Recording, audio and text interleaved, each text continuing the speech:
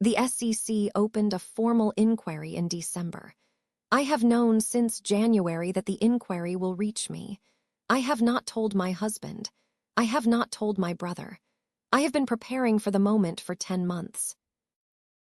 I am the senior procurement director at a mid-cap manufacturer. I have been at the company 11 years. I oversee about $140 million in annual vendor spend across raw materials, logistics, and IT services. My signature is required on any contract above $500,000. My brother Mike runs a logistics consulting firm in Charlotte. He started it in 2018 after he left a competitor. The firm is small, 6 people. He is, in the family, the less successful sibling, divorced twice, child support, a townhouse he refinanced in 2020 to keep current. In the spring of 2022, our company put out an RFP for a logistics consulting engagement. 3-year contract, $2 million a year. Mike's firm was on paper a strong technical fit. I was on the selection committee. I did not recuse myself. I should have. I did not. Mike's firm won. The win was, I want to say this clearly, not entirely unfair. They had the references. They had the methodology. They were the cheapest of the 3 bids. But I had given Mike, in 3 phone calls during the proposal phase, information about what the other 2 bidders were quoting and what the selection committee was prioritizing. That was the unfair part. He used it. After the contract was signed, Mike paid $80,000 to an LLC of mine. An LLC I had set up in 2017 ostensibly for a consulting side gig that had never gotten off the ground. The $80,000 was billed as process consulting over 12 invoices. The LLC has filed taxes on it every year. The LLC has no other revenue. This worked for 2 years. The contract was renewed at full price in 2023. Mike's firm hit its delivery milestones.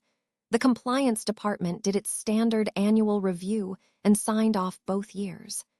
The company saved real money on logistics. I was promoted to senior director in February of 2024, partly on the strength of how that engagement had performed. The internal audit team flagged the contract in October of 2024.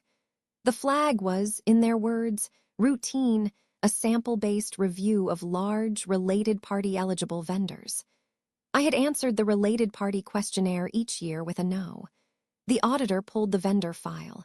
The auditor pulled the LLC file. The auditor pulled my tax returns. The auditor saw what was there. The formal SEC inquiry opened in December.